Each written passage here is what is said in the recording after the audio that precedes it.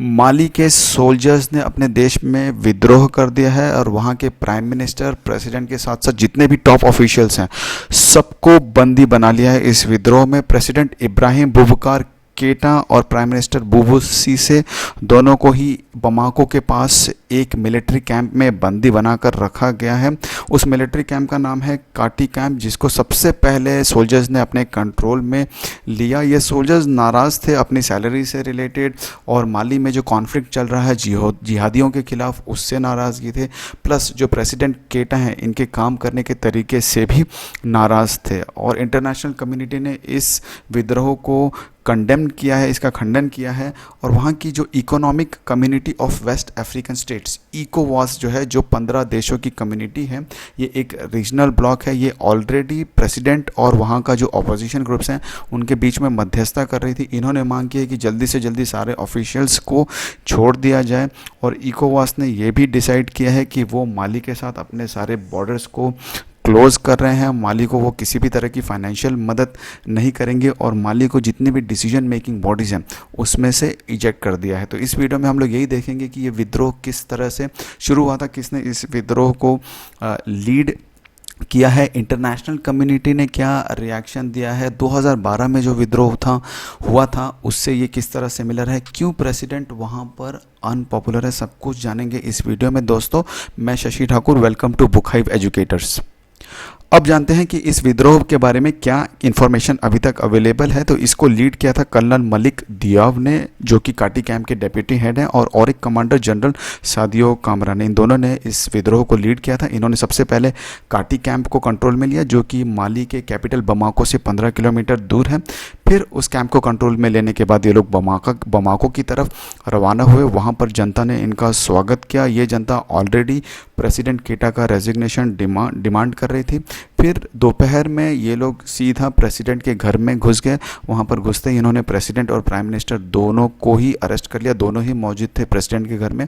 इसके अलावा जो अन्य लोग हैं जिनको अरेस्ट किया गया है उसमें प्रेसिडेंट के बेटे भी शामिल हैं, नेशनल असेंबली के स्पीकर भी शामिल हैं, माली के फॉरेन और फाइनेंस मिनिस्टर भी शामिल हैं। तो कितने सोल्जर्स ने इस विद्रोह में पार्टिसिपेट किया, ये अभी तक जानकारी मिली नहीं है। प्लस उन्होंने डिमांड अपनी क्या रखी है इसकी भी जानकारी अभी तक नहीं आई है। लेकिन कुछ रिपोर्ट्स के मुताबिक जो सबसे मेन रीज़न है वो इनका सोल्जर्स की सैलरी से रिलेटेड था। 2012 में भी जब सोल्जर्स ने विद्रोह किया था तो काटी कैंप ही इस विद्रोह का फोकस था। उस वक्त भी सोल्जर्स नाराज़ थे। जो उनके सीनियर कमांडर्स थे वो जिहादियों को रोक नहीं पा रहे थे और जो तुआरेग रिबेल्स जो थे वो नॉर्दर्न माली का कंट्रोल ले चुके थे, तो उनको रोक नहीं पाए थे सीनियर कमांडर्स, इसलिए उस वक्त सोल्जर्स नाराज़ थे।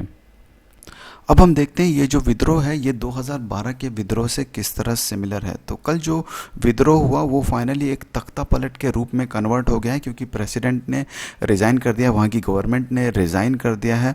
और इस रेजिग्नेशन की वजह से वहाँ के जो प्रोटेस्टर्स हैं जो प्रेसिडेंट का रेजिग्नेशन डिमांड कर रहे थे वो काफ़ी खुश हुए और वो रोड पर आ गए सोल्जर्स की सपोर्ट में।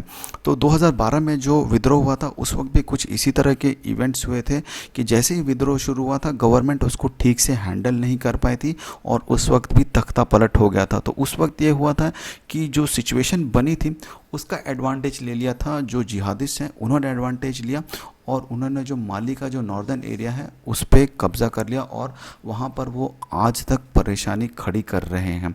तो रीज़न क्या है कि वहाँ के प्रेसिडेंट इतने अनपॉपुलर है, क्यों वहाँ की जनता उनसे नाराज़ है। तो इब्राहिम बुबकार केटा ये दूसरी बार इलेक्शन जीते थे 2018 में, लेकिन उनसे जनता नाराज़ थी। करप्शन से लेकर उन्होंने इकोनॉमी को जिस तरह से मैनेज किया था उससे नाराज़ थी। प्लस जिहादियों और कम्युनल वायलेंस की वजह से जो सिक्योरिटी सिचुएशन जो बिगड़ी थी उससे भी नाराज़ थी वहाँ की जनता।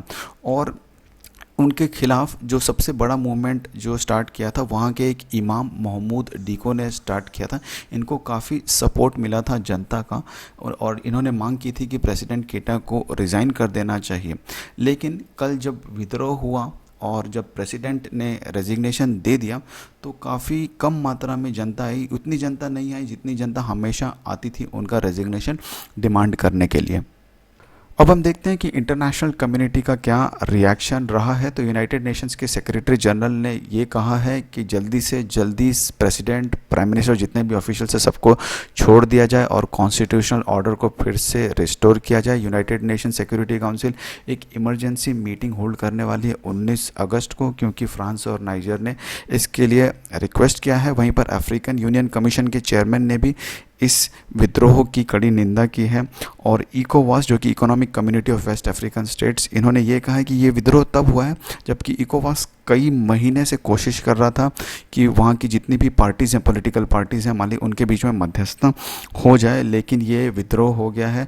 माली एक बहुत ही इम्पॉर्टेंट बेस है फ्रेंच सेना के लिए, क्योंकि फ्रेंच सेना वहाँ पर रहकर इस्लामिक इंसर्जेंट्स के खिलाफ लड़ रही है, जो कि साहेल रीजन में है।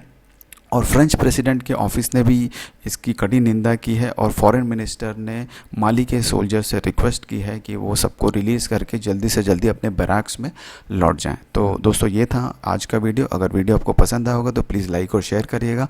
कल हम हाजिर होंगे आपके सामने एक नए वीडियो के साथ में। Thank you very much.